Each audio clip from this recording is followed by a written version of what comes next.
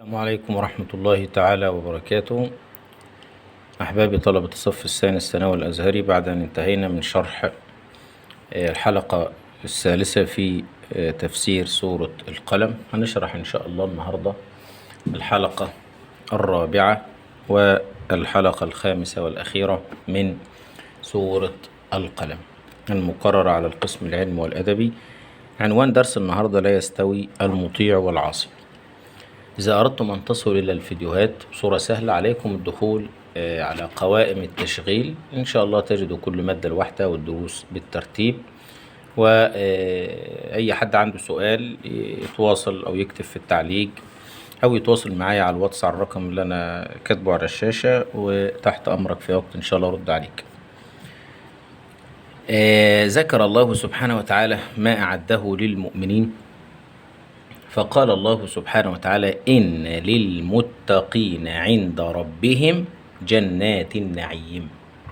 إن للمتقين عند ربهم جنات النعيم، بمعنى أن الله سبحانه وتعالى أعد للمتقين الذين لا يشركون بالله شيئا، أعد لهم في الآخرة جنات النعيم، يعني جنات ليس فيها إلا النعيم الخالص.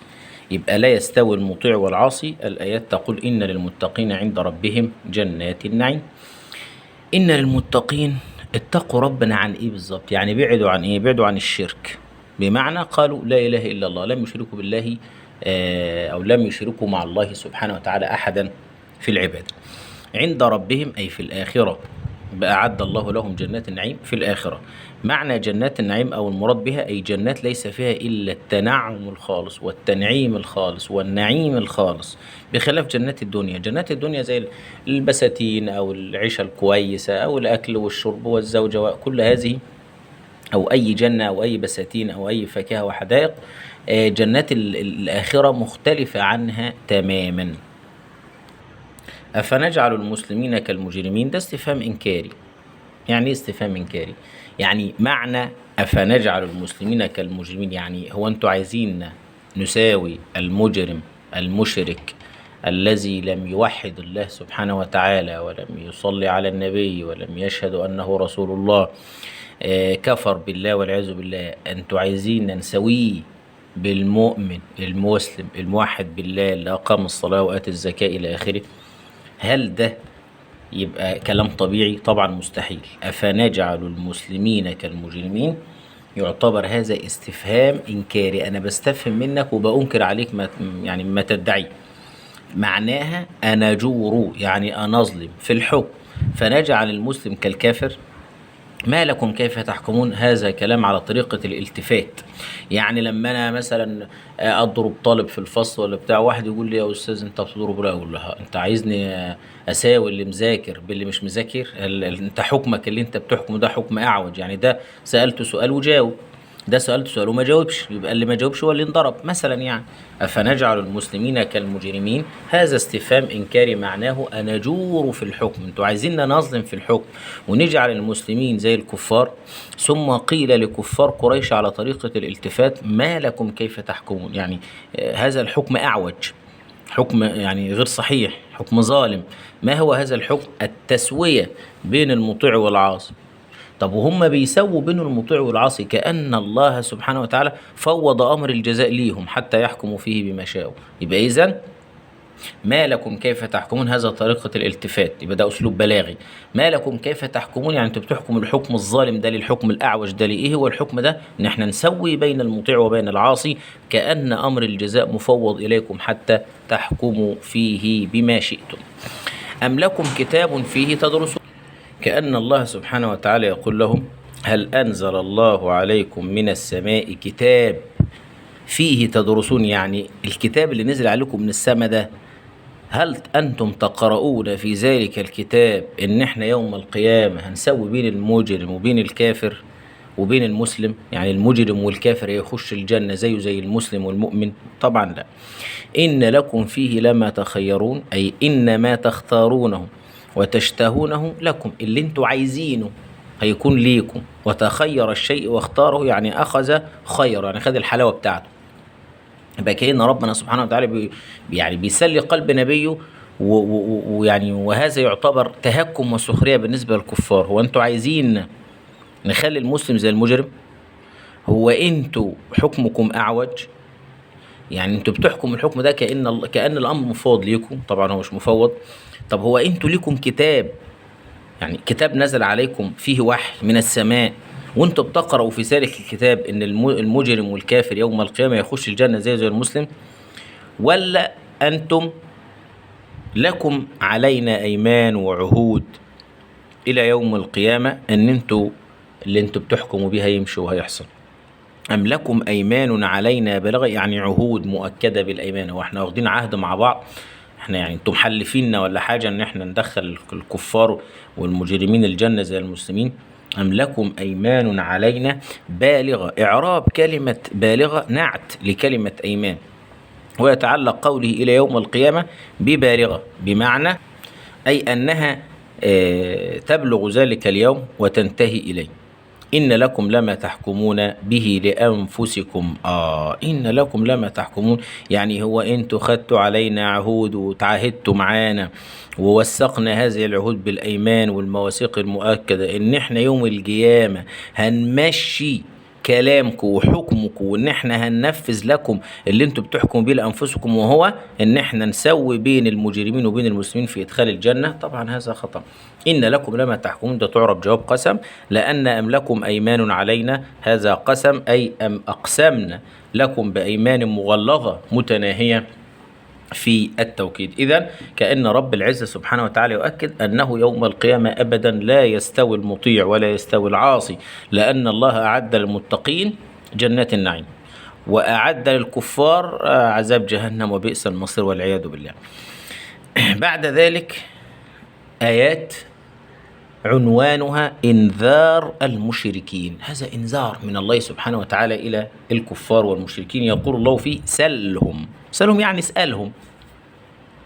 سلهم أي سل المشركين، اسأل المشركين يا رسول الله صلى الله عليه وسلم أيهم بذلك زعيم، يعني من بذلك الحكم وهو تسوية المجرم والكافر كالمسلم في الجنة زعيم، يعني كفيل وضامن. يعني يقول لهم يا رسول الله صلى الله عليه وسلم مين فيكم اللي يقدر ينفذ هذا الحكم؟ مين فيكم يقدر ينفذ هذا الحكم؟ حكم ايه؟ حكم ان المسلمين يوم القيامة هيخشوا الجنة والكفار يخشوا معاهم. سلهم، اسألهم. سلهم الضمير في سلهم يعني أي اسأل يا محمد صلى الله عليه وسلم المشركين أيهم بذلك الحكم اللي هو إن هم جعلوا المجرم كالمسلم في الجنة زعيم، يعني كفيل وضامن. مين فيكم يقدر، مين يضمن ينفذ لي الكلام ده يوم القيامة؟ أم لهم شركاء. طب هو انتوا يا عم الكفار والمشركين ليكم شركاء تاني معاكم في نفس هذا القول؟ طب هاتوهم، شوفوهم هيقدروا ينفذوا ولا لا، هيعرفوا ينفذوا ولا لا. يبقى أم لهم شركاء أي لهم ناس يشاركونهم في هذا القول ويذهبون مذهبهم فيه. إن كان لكم شركاء تاني اتفضلوا هاتوهم، فليأتوا يجيبوهم لنا، فليأتوا بشركائهم إن كانوا صادقين في دعواهم. دعواهم إيه؟ نفس الكلام هنرجع، لأن المجرم يخش الجنة زي المسلم. المعنى أن أحدا لا يسلم لهم هذا، يعني باختصار ربنا بيقول لهم إن كان عندكم شركاء وناس شاركتكم في هذا القول هاتوهم. لا طبعا مش موجود، ما فيش حد عاجل يقول إن هل يستوي الذين يعلمون والذين لا يعلمون، ما ينفعش، ولا حتى يساعدهم عليه. كما أنه لا كتاب لهم ينطق به. ما هو ما فيش كتاب نزل من السماء بيقول كده، لكن الكتاب اللي نزل من السماء من جبريل عليه السلام إلى النبي صلى الله عليه وسلم إن المتقين جنات النعيم وإن الكفار جهنم وبئس المصير. يبقى إذن ما لهمش كتاب ينطق بهذا الكلام إن هو المجرم زي المسلم في الجنة، وما فيش عهد عند الله، ما خدوش عهود من الله، يعني ربنا ما اتفقش معاهم، ما عهدوش ربنا على انه الكفار يخشوا الجنه، ما حصلش. باذن طالما كل الكلام ده ما حصلش، وكمان ما فيش حد يضمن ينفذ الكلام ده، وكمان ما فيش حد قال زيهم الكلام ده، يبقى كل هذا كلام خاطئ، وهذا انذار من الله سبحانه وتعالى للمشركين ان هم يوم القيامه في النار والعياذ بالله. يبقى اذا انذار الله سبحانه وتعالى للمشركين انه بيقول له يا محمد سالهم. طبعا نوع السؤال هنا سؤال تعجيزي، مين فيكم أيها الكفار يضمن أنه ينفذ الكلام ده يوم القيامة ويجعل المسلم كالمجرم؟ طيب هو أنتوا لكم شركاء؟ طب هاتوهم. مفيش حد عاقل هيقول كده. طيب هو انتوا في كتاب من السماء نزل عليكم؟ لا مفيش. طب هو انتوا ربنا سبحانه وتعالى عاهدكم على انكم تخشوا الجنة؟ لا ما حصلش. طب أما إذا كل هذا كذب وافتراء على الله سبحانه وتعالى، فقوله أفنجعل المسلمين كالمجرمين هذا استفهام إنكاري، ربنا بينكر عليهم كلام اللي هم قالوه، لأن طبعا مستحيل أن ينفذ يوم القيامة، لأن النبي صلى الله عليه وسلم أخبرهم وأعلمهم والله من يتبعه فمنهم فهيكون في الجنة، والله من عصى النبي صلى الله عليه وسلم هيكون في النار، فمنهم من تبعه فهو في الجنة معه، ومنهم من عصاه فهو في النار. فما ينفعش ان احنا نسوي المسلم بالمجرم او المجرم. من انذار الله سبحانه وتعالى للمشركين قوله يوم يكشف عن ساق ويدعون الى السجود فلا يستطيعون. يوم يكشف عن ساق، طبعا يوم ده ظرف منصوب بقوله فليأتوا، او منصوب بفعل مضمر تقديره اذكر، يعني اذكر يوم يكشف عن ساق. ما رأي الجمهور في قوله تعالى يوم يكشف عن ساق؟ الجمهور هنا يقول أن الكشف عن الساق كناية عن شدة الأمر وصعوبة الخطب، يعني هيبقى يوم يعلم به ربنا زي ما احنا بنقول، يوم صعب. طبعا هو على الكافرين غير يسير، فذلك يومئذ يوم عسير على الكافرين غير يسير، ولكن على المؤمن سهل إن شاء الله. يوم يكشف عن ساق، يوم يشتد الأمر ويصعب، يعني يوم القيامة، يعني يوم يفر المرء من أبيه وأخيه وأمه وأبيه إلى آخره. ويدعون، من هم؟ الكفار، يدعون إلى السجود. يدعون يعني يأمر الله يوم القيامة الكفار بالسجود، أي نعم. طب لماذا؟ ليه؟ هذا الأمر أمر توبيخي مش أمر تكليفي. ايه الفرق بين التكليف والتوبيخ؟ التكليف ان انا بأمرك، هو ربنا في الدنيا كلفنا اقيموا الصلاة واتوا الزكاة، النبي قال خذوا عني مناسككم، طيب هذا تكليف. انما يوم القيامة هم امتنعوا عن السجود في الدنيا، مش هنصلي خلاص، انت ما صليتش في الدنيا، تعال بقى يوم القيامة اتفضل صلي.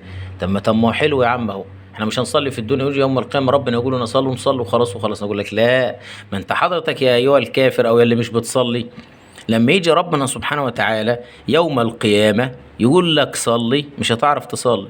ازاي؟ لأن ربنا سبحانه وتعالى هو الذي قال يوم يكشف عن ساق ويدعون إلى السجود فلا يستطيعون. برافو عليك، مش هيقدروا. لماذا؟ انت ربنا أعطاك في الدنيا الصحة والأمر، طب انت ما نفذتش وكنت تقدر تصلي وتسجد وتركع، فانت رفضت. فلما يجي يوم القيامة ربنا يأمرك سؤال بأمر التوبيخ ويكلفك تكليف توبيخ، مش هينفع تصلي لأن مش هتعرف، ظهرك هيبقى يعني زي القلم كده، يعني ناشف مش هينتنى. يعني الإنسان في الدنيا بيركع ويسجد، لكن يوم القيامة هكذا، ما يجي يسجد مفيش، يجي يركع مفيش. يبقى إذن يوم يكشف عن ساق ويدعون إلى السجود، أي يدعو الكفار إلى السجود، لا يدعون. نوع الدعاء هنا دعاء توبيخ وليس تكليف. طب ليه توبيخ؟ لأن هم تركوا السجود في الدنيا. بقى علة السؤال إنه توبيخ أو التكليف إنه توبيخ لأنهم تركوا السجود في الدنيا، فلا يستطيعون ذلك، يعني مش يقدروا يسجدوا. علل ليه؟ لأن ظهورهم حينئذ، يعني في هذا التوقيت يوم القيامة، لا تنثني عند الخفض ورفع، يعني مش هتنتنى كده ولا يبقى زي يركع ويسجد، لا مفيش الكلام ده، مش هيقدروا. لماذا؟ لأنهم تركوا السجود في الدنيا. طيب وحالتهم يوم القيامة خاشعة أبصارهم ترهقهم ذلة. شوف، وقد كانوا يدعون إلى السجود وهم سالمون. حضرتك كنت في الدنيا سالم مش مريض وزي الفل ومرضيش تصلي ولا تسجد لله، خلاص بقى يوم القيامة هتمنع من السجود. خاشعة أي ذليلة، وخاشعة تعرب حال من الضمير في ويدعون. إذن خاشعة معناها ذليلة، إعرابها حال. ويدعون أبصارهم، أي يدعون في حال خشوع أبصارهم، يعني هيدعون يوم القيامة إلى السجود في حالة أبصارهم خاشعة وذليلة. ترهقهم ذلة، يعني والعياذ بالله يغشاهم ذل وهوان.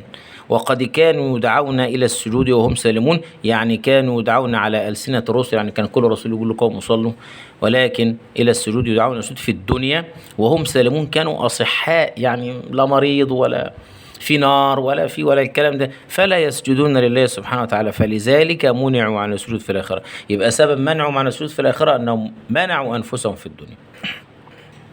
طيب يا رب دول نعمل معاهم إيه؟ مالكوش دعوة بيهم بقى.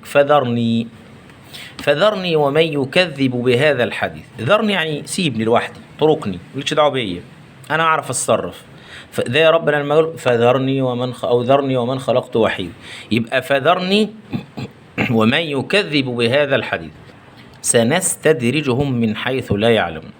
فذرني يعني يقال ذرني وإياه، يعني اترك أمره إلي، سيبوه لي أنا هعرف أتصرف معاه، فإني أكفيك شره. طالب كده يروح يشكي لاخوه الكبير، يقول له فلان في الفصل بيضربني، يقول له خلاص ده بقى مالكش دعوه، ما تكلموش، مالكش دعوه بيه، سيبوه لي انا هعرف اتصرف معاه. ومن يكذب، هذا معطوف على المفعول او مفعول معه، ومن يكذب بهذا الحديث، المراد بالحديث هنا القرآن الكريم. والمراد ايه بالايه؟ المراد اترك امره الي، سيبوه لي انا هتصرف معاه، وخلي بيني وبينه وما تتدخلش انت، فاني عالم بما ينبغي ان يفعل به، انا اعرف اللي يتعامل معاه، يعني انا عارفه، افهم ظروفه واعرف اتفاعل معاه انا واتكلم معاه. فلا تشغل قلبك بشأنه، مالكش دعوه بيه ولا حتى تفكر فيه، وتوكل علي، سيب لي انا الامر دي، يتوكل الله سبحانه وتعالى في الانتقام منه. طب ليه الكلام ده؟ طب لا ربنا ما قالوش حاربهم زي غزوة بدر زي غزوة أحد، لا، هذا تسلية لرسول الله صلى الله عليه وسلم وتهديد للمكذبين، تهديد للمكذبين. يبقى إذن المراد بقوله فذرني ومن يكذب بهذا الحديث، اترك أمره إلي، سيبوه لي، خلي بيني وبينه، ما تتدخلش أنت، أنا أعرف شأنه وأعرف اللي المفروض يتعامل معاه، حتى ما تفكرش، لا تشغل قلبك ولا عقلك ولا بالك بيه، ولكن توكل، ارمي الحمول علي وفوض أمرك إلي، أي فوض أمرك الله سبحانه وتعالى. وفي هذا تسلية لقلب النبي صلى الله عليه وسلم. سنستدرجهم من حيث لا يعلمون. ما معنى سنستدرجهم؟ يعني واحدة واحدة كده، خطوة خطوة. سنقربهم من العذاب درجة درجة. يعني احنا شفت المثل اللي يقول لك ايه، او الحكمة تقول لك يمهل ولا يهمل، يعني ربنا بيسيبه، والنبي صلى الله عليه وسلم قال ان الله لا يملي للظالم، يسيبه يظلم وانت تقول انا عارف بس الظالم ده ما فيش حاجه جايه له، لا ما فيش مرض جاي له، لا ما فيش حاجه حاصله له، لا سبحان الله، كل ما يظلم كل ما يزداد صحه ومال واولاد، وسبحان الله ربنا مش منتجب منه. ان الله لا يملي للظالم، يعني بيسيبه بقى حتى اذا اخذه لم يفلته، خلاص في وقع كده بالسلام مش هيقوم تاني. طيب سنستدرجهم أي سنقربهم من العذاب درجة. كيفية استدراج الله تعالى العصاة، وده سؤال مهم نخلي بالنا منه. ازاي ربنا يستدرج العصاة؟ قال لك ان ربنا يرزقهم الصحة والنعمة. يا سلام، يديهم صحة ويديهم نعمة؟ ايوه. وهم بيكفروا بيه؟ ايوه. وهم عصاة؟ ايوه. ليه؟ قال لك علشان خاطر هم يجعلوا رزق ربنا سببا في ازدياد المعاصي، سبحان الله، وهم لا يعلمون أن هذا استدراج من الله. من حيث لا يعلمون أي من حيث لا يشعرون أن هذا استدراج. قيل كلما جددوا معصية جددنا لهم نعمة وأنسيناهم الشكر. سبحان الله، كل ما يزيدوا معصية لله، كل ما نزودهم نعم وفلوس وصحة، كل ما ننسيهم شكرا. سبحان الله. واحد يقول لك يا أخي الممثلات والمغنيات والراقصات ومن يفعل الفاحشة على الشاشات يعني وفي الشوارع، سبحان الله، ربنا سيبهم وعطيهم المال وعطيهم الجمال وعطيهم الصحة والفيلا والعربية، وحتى مش بيجي لهم برد يا أخي. سبحان الله. أقول لك ما هو ده قوله سنستدرجهم. عشان كده النبي صلى الله عليه وسلم قال لك إن الله إذا غضب على العبد رزقه من حرام، والعياذ بالله. ربنا يجنبنا الحرام يا رب ويرزقنا الحلال. يبقى إن الله إذا غضب على العبد رزقه من حرام. طيب شوف بقى الكلام اللي أحلى، قال لك وإذا اشتد غضبه عليه والعياذ بالله، يعني إذا اشتد غضب الله على الإنسان بارك له في الحرام. يا سلام، تلاقي واحد موظف من دول يقول لك ده أنا المرتب الحلال ل 2000 3 4 5 مش بتخلص مسافة يومين 3، ما بيقعدش معايا ولا في بركة غير الحرام. اليوم اللي ما رجعش فيه من الشغل ب 200 300 جنيه ما سبحان الله ما اعرفش اعيش، والحرام يا ردع فيه بركه، وانا بشتغل على قد فلوسهم، وانا طب ليه كل ده حرام؟ يبقى اذا هو ده الاستدراج. سنستدرجهم والعياذ بالله من حيث لا يعلم. واملي لهم ان كيدي متين. ما معنى واملي لهم ان كيدي متين؟ يعني أمهله. لسه بقول لك إن الله لا يملي للظالم، يعني يمهل ولا يهمل زي ما قلنا.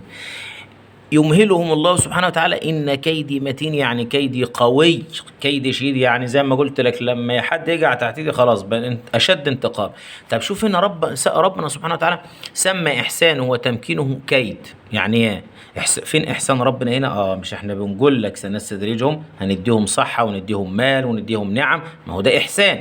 وتمكينه لهم في الصحة والمال كان كيد. كما سمى الله استدراجهم استدراج.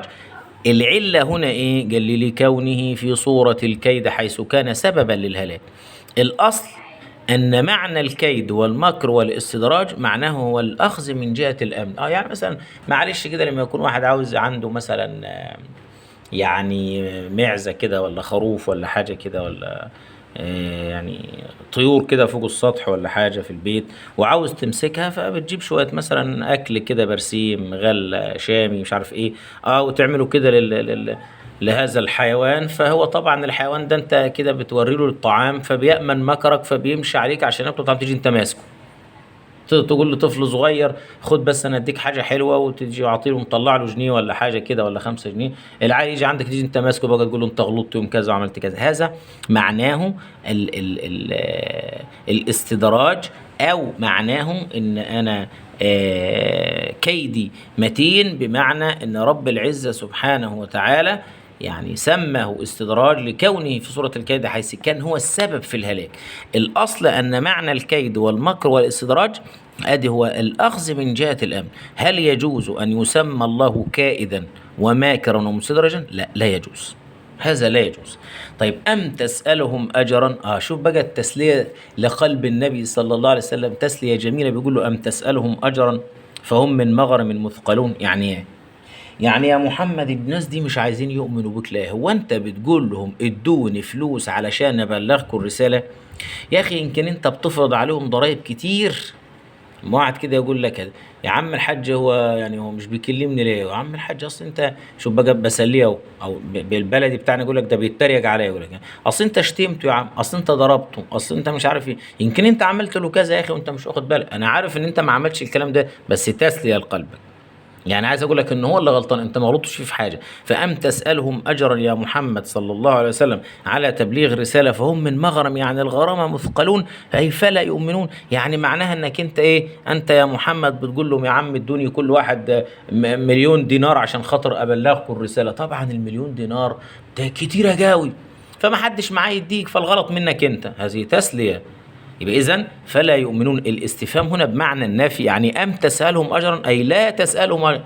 يا عم الحاج مش راضيين يؤمنوا بيك لأولاد الذين دول. طب ده أنت حتى مش بتقول لهم ادوني فلوس عشان أبلغكم الرسالة، ده أنت بتبلغهم الرسالة ببلاش، مجانا يعني.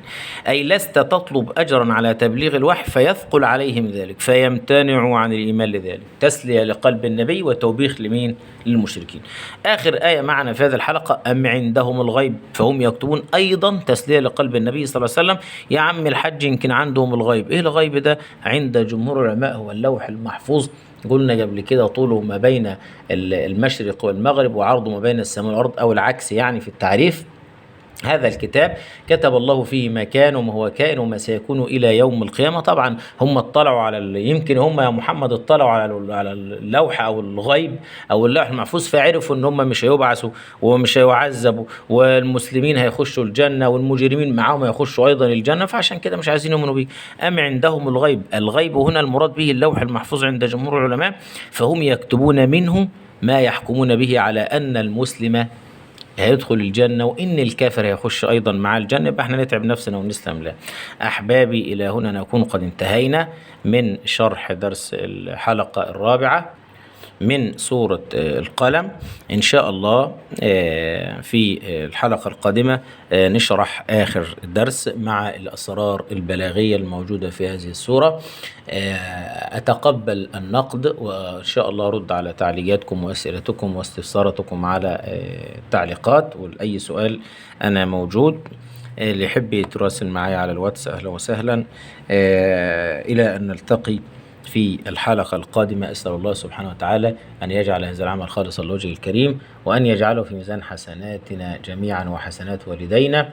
إلى أن نلتقي أترككم في رعاية الله وأمنه. لا تنسونا من صالح دعائكم، ولا تنسوا الصلاة على النبي صلى الله عليه وسلم. والسلام عليكم ورحمة الله تعالى وبركاته.